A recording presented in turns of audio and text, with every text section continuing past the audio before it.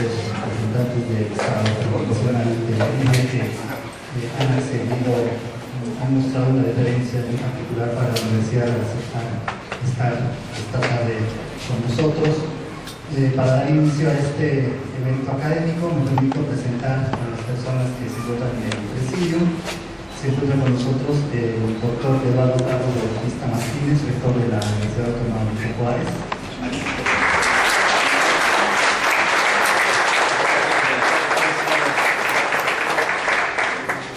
Nos acompaña también, nos honra con su distinguida presencia, el excelentísimo señor Fernando Guanacún Navarro, ministro de Relaciones Exteriores del Estado Nacional de Bolivia. Bienvenido a Oaxaca y a la Universidad.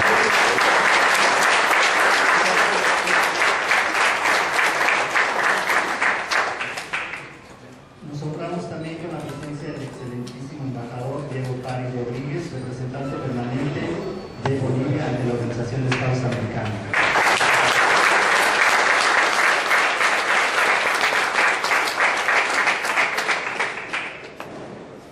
Está con nosotros, nos honra también su visita, el excelentísimo embajador José Crespo Fernández, embajador del Estado Plurinacional de Bolivia en México.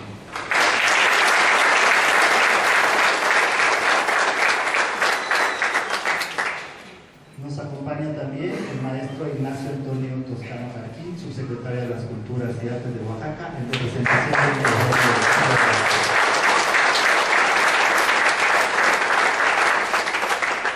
Verdaderamente es para la universidad y para nosotros los oaxaqueños un honor contar con la presencia de distinguidos dignatarios, representantes del Estado Plurinacional de Bolivia y sobre todo con la temática que nos reúne el día de hoy en este Instituto de Investigaciones Sociológicas, donde precisamente los profesores e investigadores que cotidianamente desempeñamos aquí nuestras labores tenemos como parte de nuestras preocupaciones el pensar, el identificar las alternativas que son necesarias, que están ya en marcha frente a una sociedad como nuestra, una sociedad capitalista.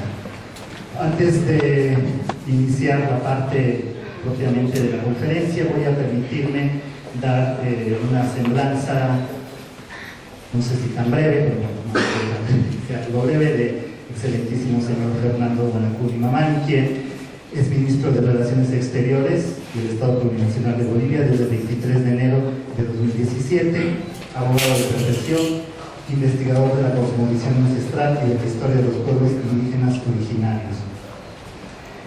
Ha sido activista político tanto en Bolivia como en el continente, promoviendo la reconstitución de la identidad ancestral de las naciones indígenas originarias. Ha recorrido Sudamérica, Centro y Norteamérica y Europa, dando conferencias sobre el valor de los saberes ancestrales y motivando el retorno a la lógica y a las prácticas comunitarias.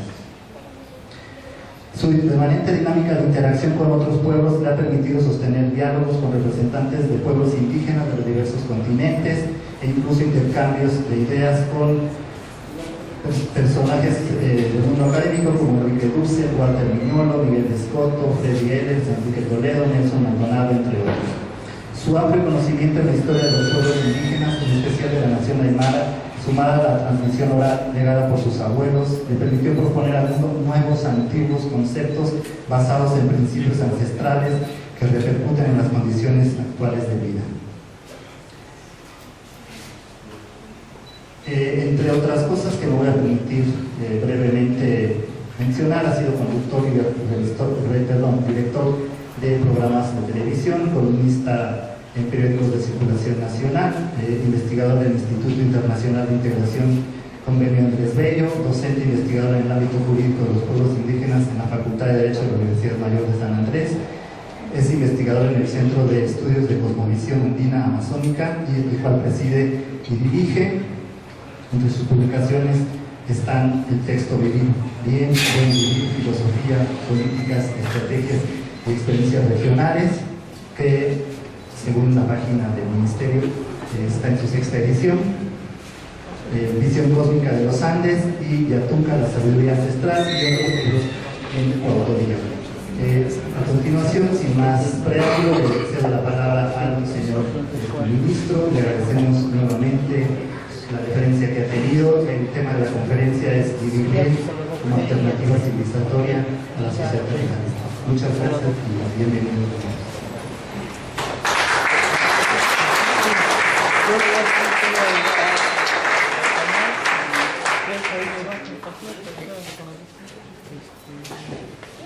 Muy buenas tardes. Un saludo especial para el señor rector, que tan gentilmente nos abre las puertas de la universidad, este espacio que nos permite dialogar temas tan importantes como es el de la brillada nuestro continente sagrado. Quiero saludar también al subsecretario de Culturas, el primero de Oaxaca. Muchas gracias por acompañarme, recibirme. Gracias. También a nuestros representantes de las organizaciones sociales, maestros, pueblos indígenas, estudiantes, amigos de Bolivia que nos acompañan. Me acompaña en esta oportunidad el embajador de Bolivia en México, José Crespo, que está trabajando acá, y el embajador de Bolivia ante la Organización de Estados Americanos, Diego Faro, en Washington. Y pues vamos a tratar de compartir este tema que para nosotros es vital en Bolivia y en el continente, viendo un poco tal vez algunos aspectos esenciales en lo que nos corresponde ahora como humanidad. Hoy he llegado y pues quiero pedir permiso en primer lugar a México, al pueblo, a las montañas sagradas, a los ríos, a los espíritus, a nuestros abuelos, a nuestras abuelas. Porque nosotros pensamos desde la cosmovisión indígena, el mar, que nosotros no caminamos solos, sino nos acompañan siempre, permanentemente, en este recorrido, en este viaje sagrado que nosotros llamamos vida. Entonces, me han contado muchísimo de este lugar, que es un lugar especial, una perspectiva también especial, y pues consideramos que los aspectos centrales de las propuestas que nosotros estamos viendo en Bolivia tal vez pueda aportar en un pensamiento que pronto va a resurgir, así lo consideramos. Este continente, hoy llamado América, antiguamente se llamaba Abya Yala, ¿verdad? ¿Lo conocen? Abya Yala. Entonces, estamos escribiendo un libro que esperemos que pronto lo podamos concluir. Es recopilando toda la resistencia de los pueblos indígenas originarios desde el Alaska hasta la Patagonia, los pueblos de las primeras naciones en Norteamérica, Centroamérica, el Caribe. Se llama Cuando Abya Yala despierta, América tiembla. Es decir, cuando el espíritu ancestral despierta, hoy llamado América, esa concepción, esa lógica moderna, se va a ir resquebrajando. Nosotros en el año 1992, reunidos una mañana del 21 de junio, el año 1992, hace mucho tiempo, el 21 de junio para nosotros es muy importante porque marca el año nuevo indígena originario de los pueblos del hemisferio sur. Y en el norte es el 21 de diciembre. Antiguamente estos hitos eran referentes para empezar nuestra actividad, no solamente agrícola, sino de vida.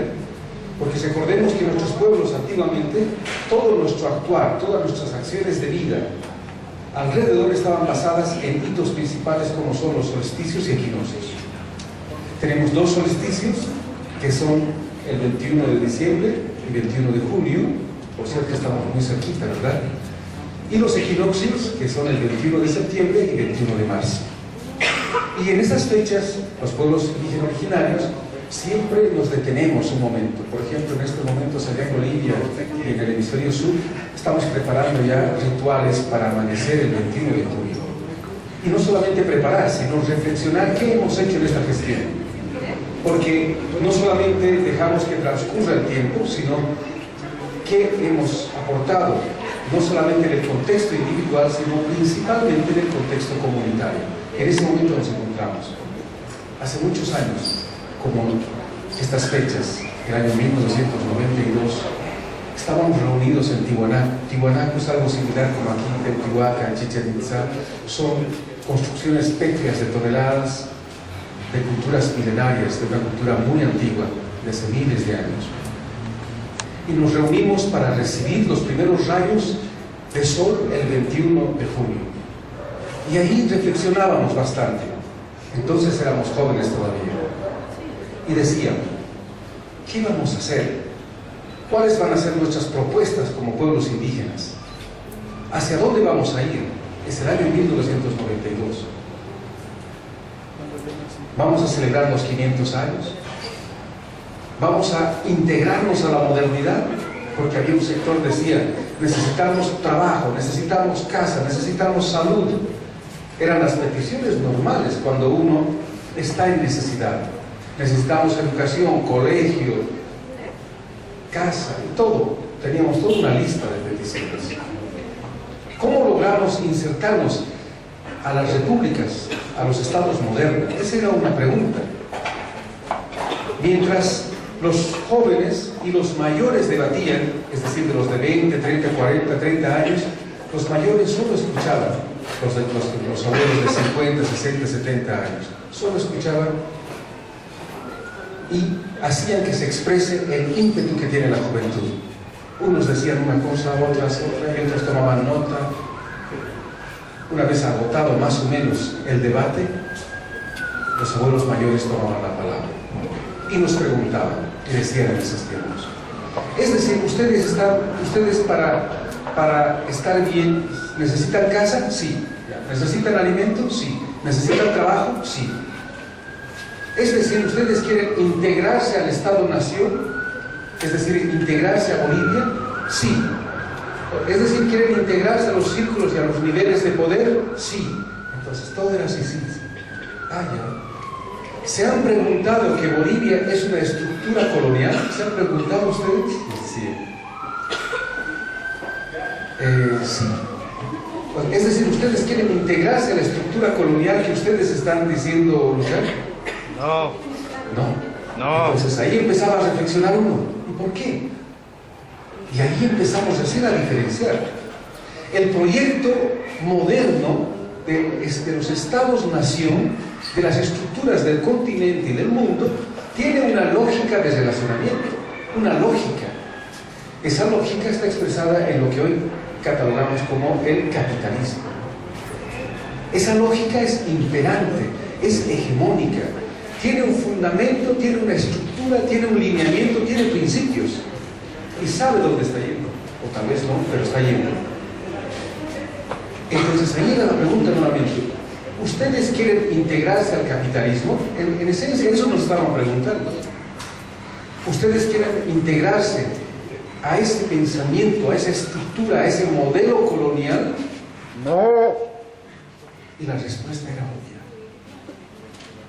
Entonces no era cuestión de llenar peticiones de domicilio, casa, trabajo, no era eso. Había algo más profundo que nos estaban preguntando los abuelos. El proyecto moderno tiene una lógica, un principio. Es el vivir mejor. Vivir mejor. Para vivir mejor tienes que tomar la chispa de la vida, ¿no? ¿Saben cuál es la chispa de la vida? Para vivir mejor tienes que tener ropa de marca, porque si no estás fuera del contexto social, estructural, diseñado en la modernidad. Para vivir mejor tienes que consumir. Entonces, ¿se dan cuenta? Hoy día, ahorita, ustedes aquí hay varios jóvenes, todos quieren tener el último celular, tal vez la última versión de las computadoras. Ese es el vivir mejor. Pero cada vez queremos más. Y el mercado también va alimentando. Más aún, el mercado genera necesidades ficticias para que nosotros seamos solamente consumidores. Entonces la pregunta de los abuelos tenía valor en ese tiempo y ahora lo comprendemos.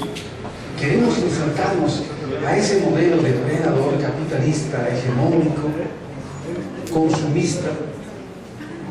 Y el modelo depredador capitalista destrozando la madre tierra. Esa era la pregunta profunda que nos estaban haciendo. Entonces, obviamente, desde el sentimiento ancestral decimos no. queremos cambiar ese modelo. ¿Con qué vamos a cambiarlo? Entonces ahí decíamos, con nuestro propio pensamiento, con nuestro propio sentimiento, con nuestra propia lógica. ¿Y cuál es esa lógica? Y ahí viene en aymara y en quechua, seguro que aquí también en las lenguas maternas ancestrales se denomina suma camaña en aymara. Suma camaña. Lo hemos traducido precariamente al español porque el español tiene sus limitaciones. Miren cuántas palabras tengo que articular para intentar explicar lo que quiero decir esta noche, y aún no lo he explicado.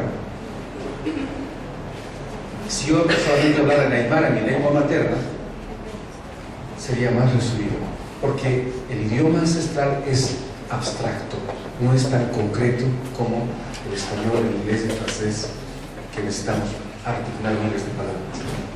Entonces, suma camaña lo hemos traducido como vivir bien, diferenciando del vivir mejor. Vivir mejor es, ¿no?, el consumismo, la depredación, ¿no?, las relaciones individuales. Hay una lógica de relación individual, el individualismo. Entonces, ¿cuál es esta otra lógica nuestra? Primero es comunitario. Comunitario. No es solo siquiera colectivo, porque colectivo es solamente a nivel humano, social nada más. En cambio, comunitario es más los seres humanos, más las montañas, más los árboles, las hormigas, los árboles, los ríos, todos. Ese es el concepto comunitario. Hay una lógica de vida comunitaria. Y además es el vivir bien va para generar equilibrios y armonías. Primero tiene que recuperar la persona su equilibrio, decíamos, en esos tiempos. ¿Y qué significa el equilibrio? ¿Qué significa el equilibrio? ¿Qué significa el equilibrio? El balance. Tener un punto de apoyo muy fuerte. Si no tienes un apoyo y una estructura centrada, puede dispersarse, puede caerse. Pero si hay un punto de apoyo, la estructura se mantiene. Y para nosotros ese punto de apoyo es la identidad. Porque sin la identidad no tenemos el punto de apoyo. Estábamos reflexionando el año 1992. Porque en esos tiempos los jóvenes, seducidos por las luces de las ciudades, solo querían migrar hacia la ciudad y hacia la modernidad. Ya nadie quería ser sí mismo. Nadie quería ser aymara, quechua, guaraní, eseja, mojeño, es decir, naciones indígenas originales. Más aún quería borrar de cualquier forma las huellas del espíritu y de la vida ancestral. Había un proceso de blanqueamiento terrible. Entonces, el vivir bien tiene un punto de apoyo, que es la identidad. Si no te aceptas a ti, estás negándote las fuerzas naturales, las capacidades naturales de tu vida. En la lógica básica, en la enseñanza básica de la psicología dice, si te niegas a ti mismo es difícil que puedas proyectar alrededor nada, si no te aceptas a ti mismo. Y Latinoamérica, el continente, después de la colonia, dejó un trauma muy grande y profundo. El negarse a sí mismo. El negar las raíces profundas, que más aún son nuestra fuerza. Es el mejor punto de apoyo. Nuestros hijos allá ya no querían ser aymara, ya no querían vestirse como aymara, ya no querían hablar aymara, ya no querían pensar en aymara, ni sentir en aymara, ya no querían ser indígenas, solo querían ser ciudadanos. Y ante eso estaban perdiendo todos los valores, porque la cultura, ¿qué te enseña primero? Principios y valores. Eso es la cultura. Principios y valores. Entonces, vivir bien tiene un fundamento distinto. Es generar equilibrios y armonía. Pero no vas a generar armonía si no tienes un buen equilibrio. Y la primera armonía es la identidad. Si no tienes identidad, no tienes punto de apoyo. ¿Por qué hay países de primer mundo? ¿Por qué hay países de segundo, de tercero, hasta de cuarto mundo? Es porque aún tenemos las cadenas mentales coloniales en el camino, de no querer ser nosotros mismos. Por lo tanto, nuestro proyecto de vivir bien no podía arrancar. Y solamente estábamos en el vivir mejor. Pretender que teniendo más, consumiendo más, éramos mejores. Y nos insertábamos a la ciudad y al modelo moderno. Entonces, ahí nos damos cuenta de que estábamos sin punto de apoyo, sin la identidad. La persona que no tiene identidad difícilmente va a poder expresar esa armonía de la pareja, la armonía en la comunidad, la armonía en la vida. No va a poder. Entonces no viviríamos.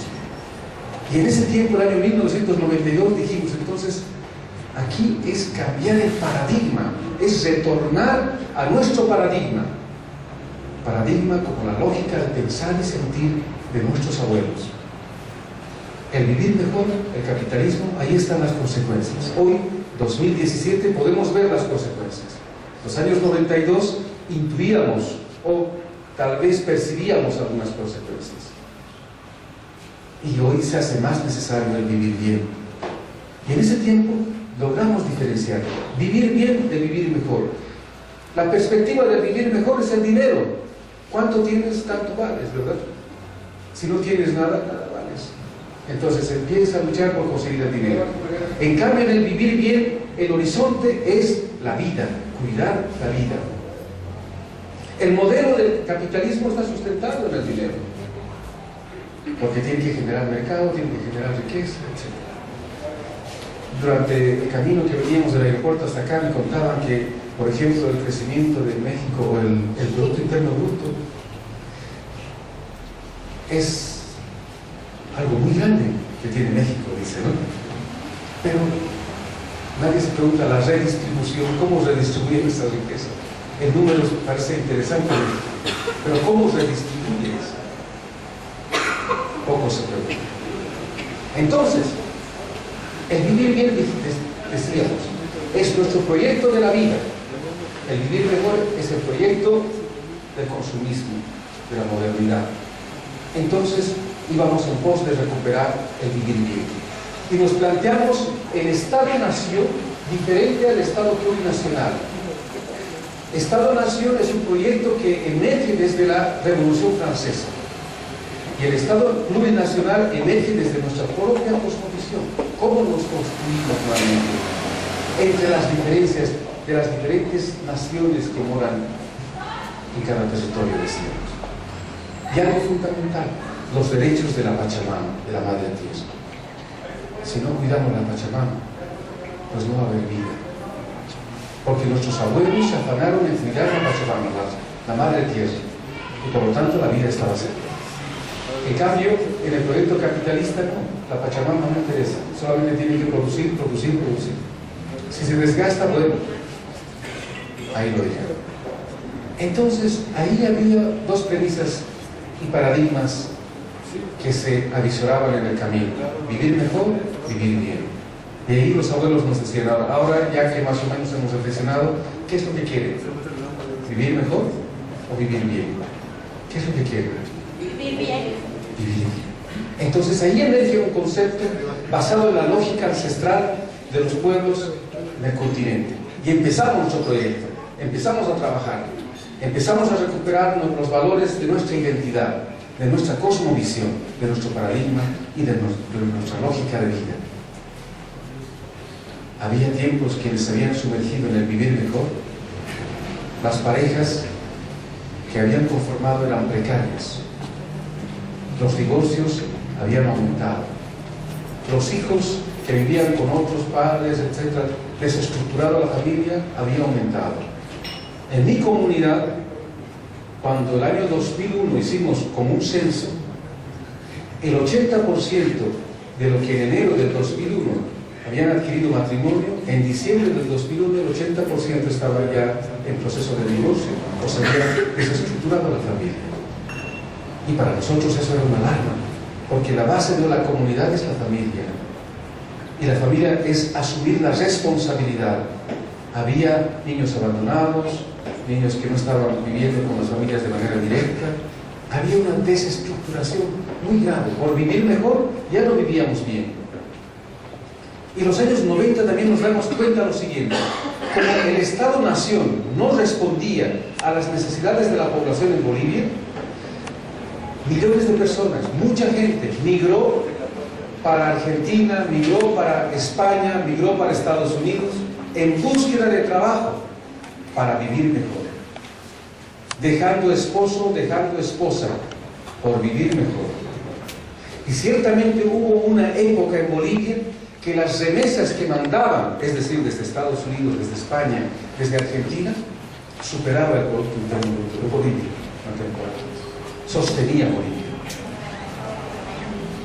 Sí vivíamos mejor, pero ya no vivíamos bien. Porque el que se fue, se encontró otra esposa. La que se quedó, se encontró otra pareja. Y los hijos de por medio. Y hoy día se vive una crisis de inseguridad, de violencia, producto de esa desestructuración. Por vivir mejor, ya no vivimos bien. Entonces cada vez nos damos cuenta de las consecuencias de la elección del vivir mejor. En algunas zonas se ha depredado tanto por el monocultivo, que es el vivir mejor, por vender más, por generar más, se ha generado el monocultivo, se ha depredado la madre tierra y se ha destrozado hectáreas y hectáreas. En el vivir bien hay una lógica, sí, de sembrar, cosechar, pero de forma rotativa, de forma que se va cuidando la madre tierra. Había ciertamente diferencia entre ellos. Hoy ya el ser humano no puede negar las consecuencias de la dinámica moderna. Se habla del cambio climático. Como han visto, el cambio climático, los efectos, es igual en México, como en Beijing, como en Londres, como en Nueva York, como en La Paz, como en Buenos Aires, como en Lima. Las consecuencias son palpables. En Bolivia, por ejemplo, esta época debería ser la época seca, pero sigue lloviendo. En agosto recién debería nevar, la nevada, ¿no? Ahora sigue cayendo. Hay una inestabilidad climática. Y cuando hay inestabilidad climática, la vida está en riesgo. Entonces, esos aspectos nos están dando de que nosotros tenemos que empezar a reencauzar nuestros caminos como comunidad, como sociedad, como Estado. Y en eso se ha basado el proyecto del presidente Evo Morales. En el año 2006 empieza un proceso político distinto. A la cabeza del presidente se empieza una reestructuración, un proceso de cambio, llamamos nosotros. Ese proceso de cambio es desde migrar desde el Estado-Nación al Estado plurinacional. Es decir, desde la estructura individual, jerarquizada, machista, migrar a lo que es la comunidad, la paridad. ¿Cómo migramos eso? Salir del vivir mejor al vivir bien. En vez de depredar la madre tierra, ¿cómo cuidamos la madre tierra? Como siempre afirma el presidente Evo Morales, dice: nosotros no podemos vivir sin la madre tierra, pero la Pachamama con nosotros puede vivir mejor. Entonces, hoy día el modelo depredador está haciendo inviable todo el proceso de la naturaleza, de la vida. Y ahí surge un reto, y ahí surge este paradigma del vivir bien. Hemos recorrido desde la Patagonia hasta Alaska, buscando los términos de los pueblos, y en cada pueblo se encuentra lo que llamamos nosotros vivir bien, otros llaman buen vivir, otros vivir en la belleza, diferentes formas de concepción. Pero lo cierto es que queda una lógica comunitaria: cuidar la madre tierra, cuidar la vida, cuidar las relaciones de vida. Y en ese contexto, hoy día emerge como una propuesta al mundo: ¿vamos a seguir depredando la madre tierra o vamos a entrar en una nueva lógica de vida, cuidando la madre tierra, es decir, cuidando la vida? Ese es el reto en el que nos enfrentamos. Bolivia y Ecuador son los dos países que constitucionalizan el vivir bien como lineamiento para que pueda emerger todas las estructuras en las diferentes áreas, jurídica, educativa, salud, etc. Vivir bien, por lo tanto, haciendo un pequeño resumen, es vivir en equilibrio y en armonía. Vivir en armonía con la vida, con la Pachamama, con el cosmos, con todas las relaciones cíclicas que el ser humano día a día tiene. ¿Cómo va a generar? Caminar. Eso es el vivir bien. Es cuidar la familia, es entrar a las relaciones reales, porque hoy día, para vivir mejor, todos son las relaciones virtuales. El vivir mejor ha sumergido en la cultura desechable, que ha permeado las relaciones, en las relaciones sociales también ya son desechables. Es obviamente en el vivir bien sumergirse en las relaciones perdurables. ¿Cómo generamos ese nuevo retorno a nuestros ancestros, a nuestra lógica de vida? En eso nos encontramos. Son 11 años en Bolivia. Hemos logrado una estabilidad económica importante en estos 11 años. Se está reduciendo la pobreza casi del 40% al 17% más o menos. Y seguimos en el proyecto. Pero no solamente es insertarnos en mejores condiciones al capitalismo, sino nos hemos preguntado siempre, ¿vamos a aumentar los ingresos de una familia para que se inserte al consumismo depredador? ¿O vamos a generar una nueva lógica de vida para que no se sumerja en el concepto del mercado, en el ritmo del mercado? En eso nos encontramos ahora. Como paradigma, lo hemos comprendido, lo hemos entendido, lo estamos recuperando. Pero ahora hay que migrar en la práctica de vida, en la lógica, porque a nuestros niños en los colegios les están enseñando a vivir mejor, no a vivir bien. Entonces, ¿cómo empezamos a generar la enseñanza, el proceso de aprendizaje, en el lineamiento del vivir bien? Es un reto para todos nosotros, para toda la humanidad del mundo. Pronto vamos a ser 10.000 millones de habitantes en el mundo, pronto. Y según las estadísticas, se va a necesitar el aumento del 50% de alimento para los 10.000 millones de habitantes. ¿Cómo ahora generamos un proceso de detener ese afán consumista depredador?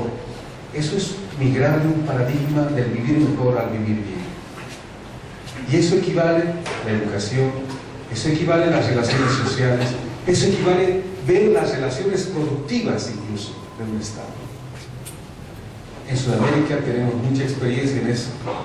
Durante décadas, incluso centurias, se ha sacado los minerales. Durante la colonia se sacó la plata del Cerro Rico de Potosí y ahora siguen sacando.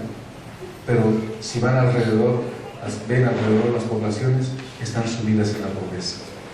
Es decir, ¿dónde se fue? Y hoy estamos ahora en una nueva propuesta, en querer migrar, cuidar el agua, cuidar la fertilidad de la madre tierra. Ya no queremos oro, queremos agua, queremos vida. Esa es un poco la perspectiva, la premisa, que no solamente va a ser de Bolivia, sino del mundo. Si ustedes han estado atentas en las noticias en el continente, los pueblos indígenas originarios, en la premisa y el horizonte del vivir bien, es cuidar la vida, cuidar el agua, cuidar la Pachamama, cuidar la madre tierra. Es un reto generacional que nosotros tenemos. Es un reto verdaderamente generacional, porque sumergirse en el camino que nos han trazado en el mundo moderno capitalista es sencillo. No hay que hacer mucho esfuerzo, solo tienes que consumir nada más. Tener tu tarjeta de crédito y a consumir, y a consumir, y a consumir. Deteriorando no solamente la madre tierra, sino las relaciones sociales de vida. El hijo quiere su nuevo celular. El hijo quiere muchas cosas. Y la mamá y el papá, a veces sin la posibilidad en la economía de poder satisfacer esa aparente necesidad, sufren. Y el hijo también sufre. La hija también sufre. Porque la dinámica de las relaciones sociales diseñadas en el vivir mejor presiona, exige. y si no, no te acepta. O sea, es una relación de sufrimiento que se ha generado. Eso lo vemos en los colegios, en la primaria, en la secundaria, en la universidad. Entonces el hijo dice, si no tengo, no valgo. Si no tengo, no me aceptan. Es decir, en el vivir mejor. Y ahora, ¿cómo emergemos ahora de nuevo en esa vitalidad del vivir bien? En el cuidar la vida. Y cuidar la vida significa las relaciones sociales, cuidar la Pachamama. Ese es el reto, ese es el momento exacto en el que nos encontramos. Al describir Bolivia, describo muchas partes del mundo, porque estamos viviendo lo mismo. Pero ahí emerge algo maravilloso. Los abuelos, las abuelas de la que yo hablo, tenían esa capacidad de ver el futuro. Y por eso nos dejaron este mensaje de amor, nuestra cosmovisión, nuestra cultura. Porque allí está la respuesta de las vicisitudes que vivimos ahora y de los que van a venir. De los que van a venir. ¿Cómo vamos a generar esa ahora estabilidad nuestra? Como familia, como comunidad, como la relación ser humano, naturaleza. ¿Cómo va a generar? Y ahí está la cosmovisión, porque la cosmovisión es una forma de pensar, es una forma de concebir el mundo y la vida. Como concibes el mundo y la vida, generas también tus acciones diarias. El mundo capitalista moderno tiene su cosmovisión también. Es individualista, es machista, ¿no? Es depredador, es consumista, el dinero es el televisor. Tiene su propia lógica también. Entonces, para cambiar esa lógica individual a la lógica comunitaria, que es la experiencia generacional de nuestros abuelos y abuelas, tiene otra diferente forma de concebir también el mundo. En la cosmovisión ancestral, el mundo se concibe de distinta forma. Todo vive y todo es importante, decimos. En Aymara decimos, Tarejunas Hakaskiwa, Hiskarus Hacharus Hakamun Hata Sana, es mi limonada, donde decía, todo hijo, todo lo que ves alrededor son seres importantes para el equilibrio del conjunto. No hay pequeño, no hay grande para la vida, porque ese algo pequeño es tan importante para ese algo grande, porque al final lo pequeño y lo grande se entretejen en un equilibrio perfecto para lo que llamamos vida, dice el principio. Por lo tanto, emerge un cuidado a todo, porque es parte del equilibrio. El deterioro de algo afuera es el deterioro de todos nosotros. Así se concibe. Seguramente ellos han pasado vicisitudes y han comprendido también que el deterioro de una especie es el deterioro de todo. Por lo tanto, hay que cuidar. Más aún, en la lengua ancestral no hay aquello o el otro, simplemente nosotros, integrado. En las lenguas maternas, en las lenguas occidentales modernas, para identificar la primera palabra, ¿cuál es? Yo soy. Desde ahí emerge. Tú eres, él, ella, y así. En las lenguas ancestrales, en el Aymara, por ejemplo, la primera palabra que nos enseñan es Hiwasa, nosotros. Entonces, desde nosotros emergemos. No hay en realidad el otro. Por eso cuando alguna vez dice, pero me has golpeado. ¿Cómo te he golpeado? ¿A tu auto habré chocado? No, me has golpeado. En un contexto de ver en la integralidad de la vida. Otra lógica. En el mundo moderno se ha abierto una brecha muy grande. Ser humano, naturaleza. Como si fueran algo distinto. Como que el ser humano fuera algo aparte de la naturaleza. Esa forma de pensar, del vivir mejor, ha generado que se use y se abuse nada más a la madre tierra como nosotros. Pero si partimos de la premisa, desde el vivir bien, la lógica del vivir bien, que es el Hiwasa, es decir, el nosotros, Ya no hay solamente afuera otro ser. Más aún, en Aymara los hijos, Pachacamán, Pachamamán, Huapatán, significa somos hijos de la Madre Tierra y del Padre Cosmos. Y como hijos de la Madre Tierra emerge otro tipo de relación con la vida. Esa es otra lógica de pensar.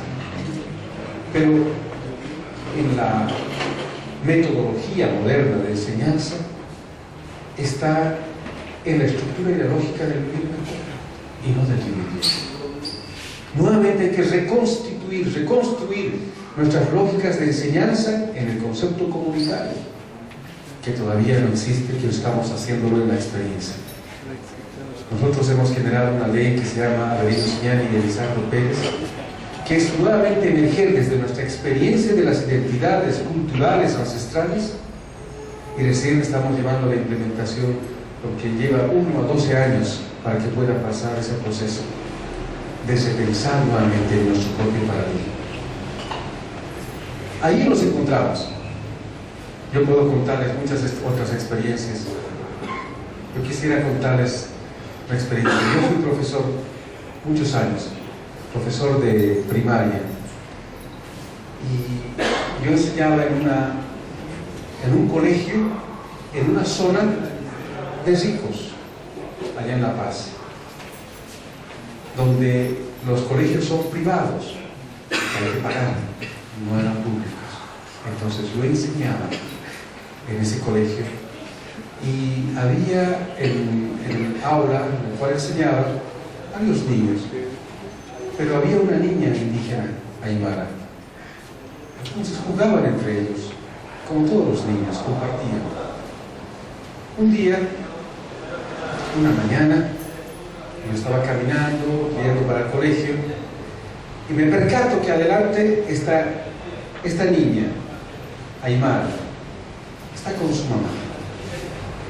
Y la mamá lleva indumentaria indígena, lleva pollera, lleva manta, lleva un sombrero, dentro de la tradición aymara como se lleva hoy. Entonces le estaba llevando de la mano.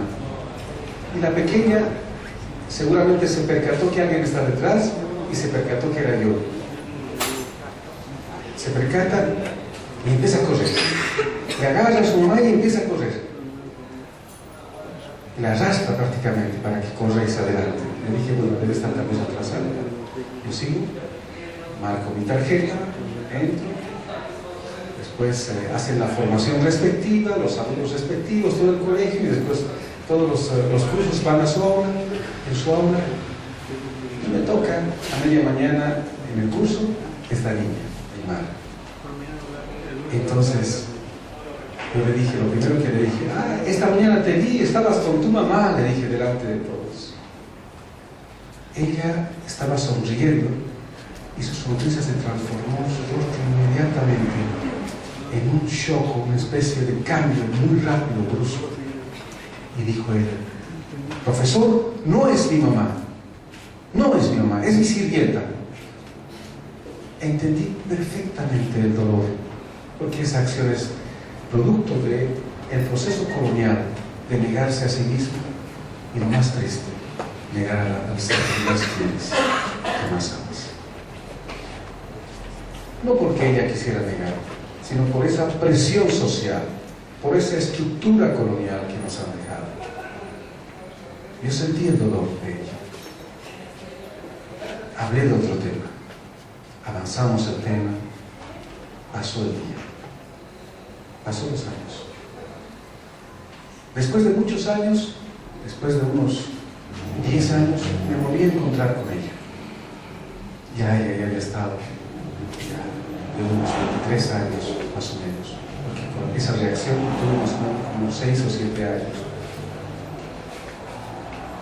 Me reconoció, me dijo, profesor, nos abrazamos, ¿cómo estás? Y todas las preguntas de rigor, ¿cómo estás? ¿Qué te estás dedicando? Y se puso a llorar. Me dijo, ¿recuerdas una vez que tú me preguntaste en el aula que me viste con mi mamá? Yo te dije que era mi sirviente. Ese dolor me acompañó por muchos años. ¿Dónde está tu mamá? Le digo, ya murió. pero me duele, no sé cómo usar ese momento de haberlo negado a mi mamá. Pensaba que estaba ganando algo, tal vez la aceptación de mis amiguitos en ese momento, decía ella, pero estaba perdiendo esa ligación profunda con el ser que más amo, que me abrazó, que me cobijó. Y lloraba ella. Yo le decía, mira, en nuestra cosmovisión la vida es eterna. Y la vida es un viaje sagrado, nada más. Y el gran reto es cómo vas a viajar, cómo te vas a interrelacionar en este mundo, nada más. De eso se trata. Pero así como ella, muchos hay en el continente sufriendo ese dolor. Hace muchos años, hace unos 5 años, estuve en Cancún, varias veces estuve en Cancún por los eventos de los presidentes. En esos tiempos yo era director de ceremonial del Estado, entonces yo tenía que hacer toda la agenda de mi presidente. Yo me adelantaba, y en Cancún estaban ahí los meseros y todos, pero eran indígenas, todos eran indígenas. Entonces yo le dije, ¿de qué nación indígena eres? Le dije a uno de los muchachos. Se cambió su rostro nuevamente y dijo, yo no soy indígena, ¿no? Yo ya estudié.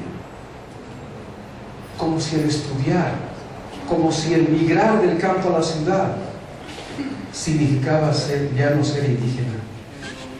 No quise ahondar más, pero sentí también el dolor, porque ese es un dolor, ese es un trauma que no nos permite ser nosotros mismos, y anulamos nuestra capacidad plena.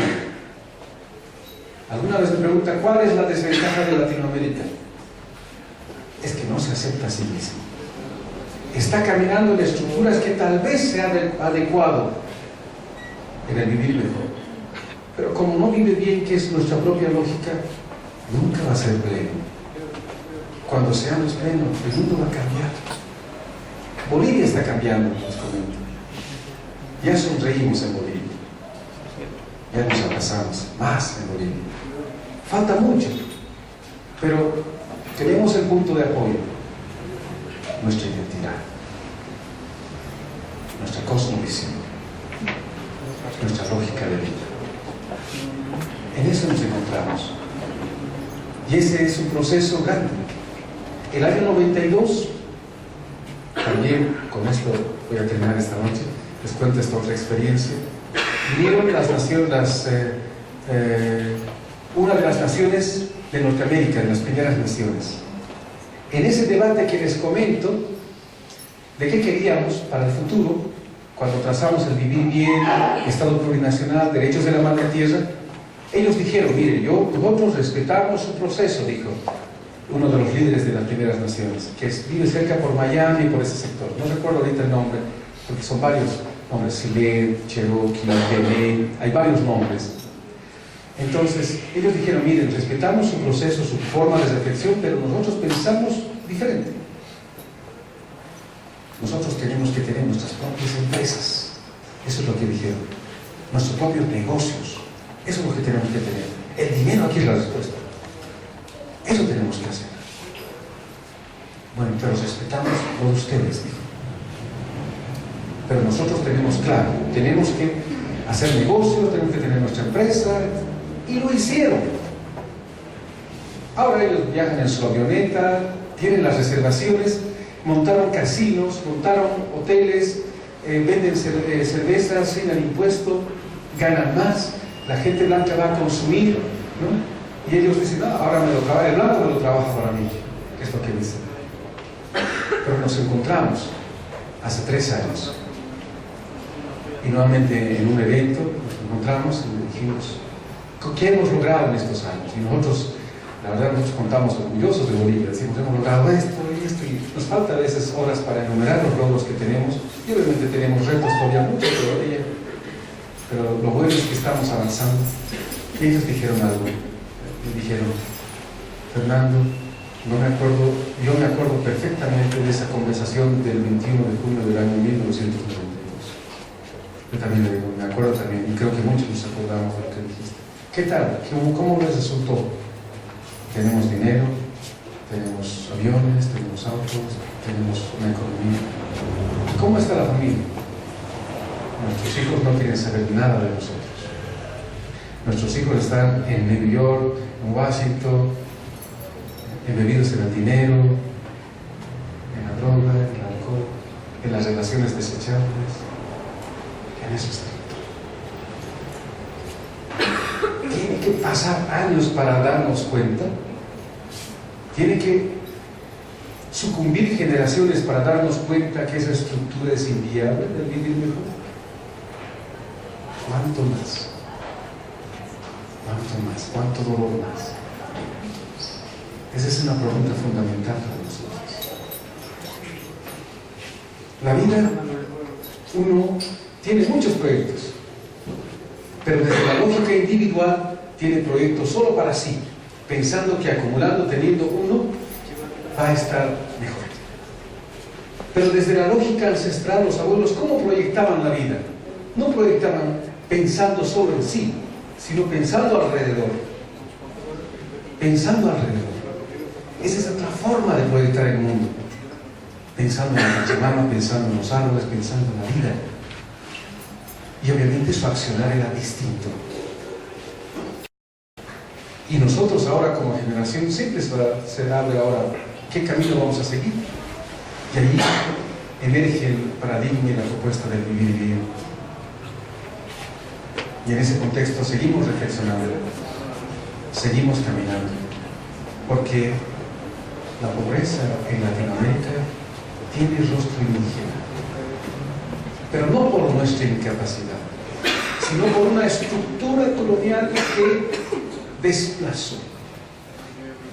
Y más aún, en Latinoamérica, ese dolor de la colonia no solo es del indígena, también es del blanco, de ambas partes. Es un trauma que hay que curar.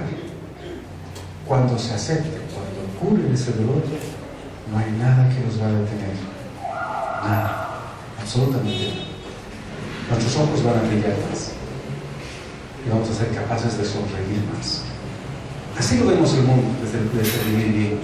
Esta noche quería contarles esas experiencias, porque el vivir bien, si bien son teorías, me permite seguir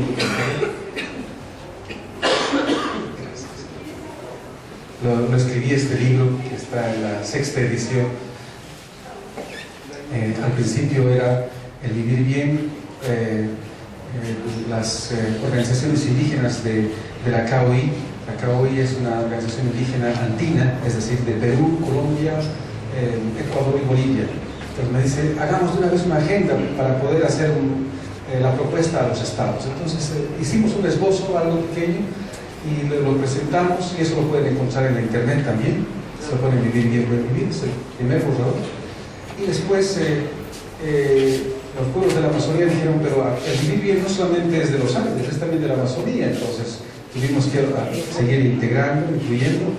Y después dijeron, el vivir bien en Puerto Rico, cuando estábamos en los del Caribe, me decían, no solamente es de América, también es del Caribe, ¿no? Y de Centroamérica, y así de Norteamérica. Entonces recopilamos desde Alaska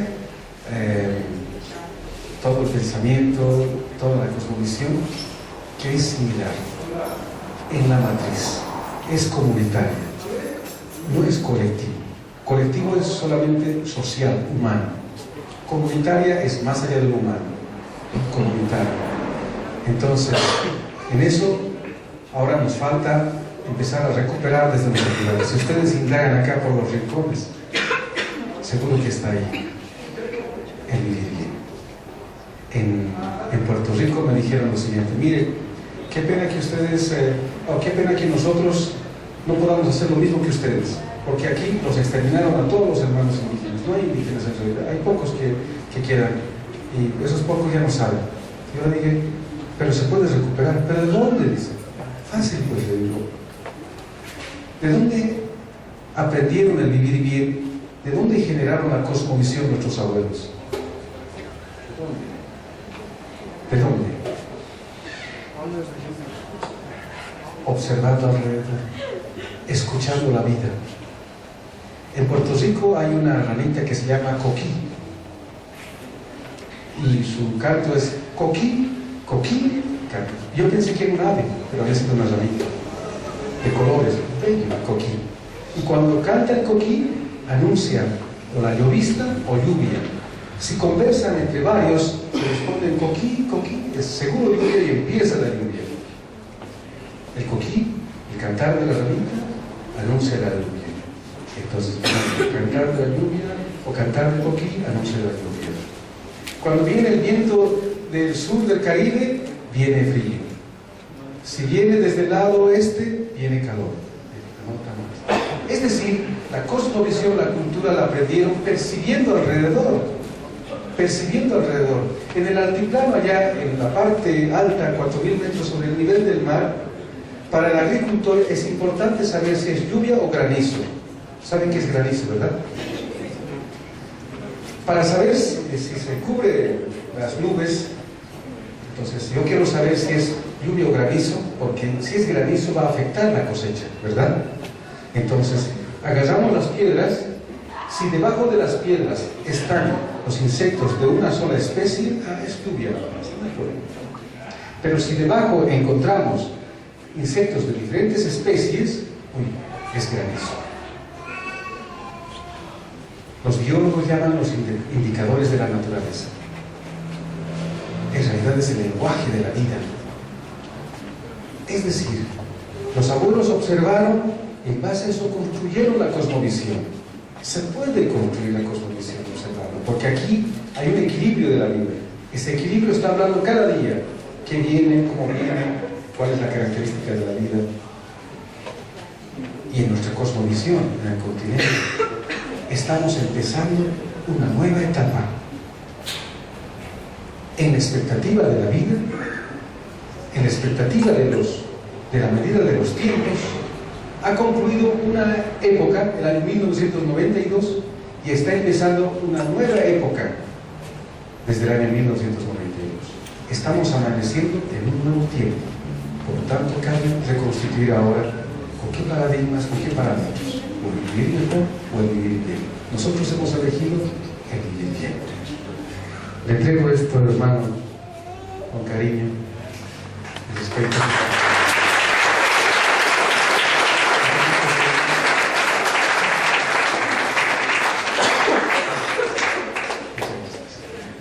Hermano, para que lo vean.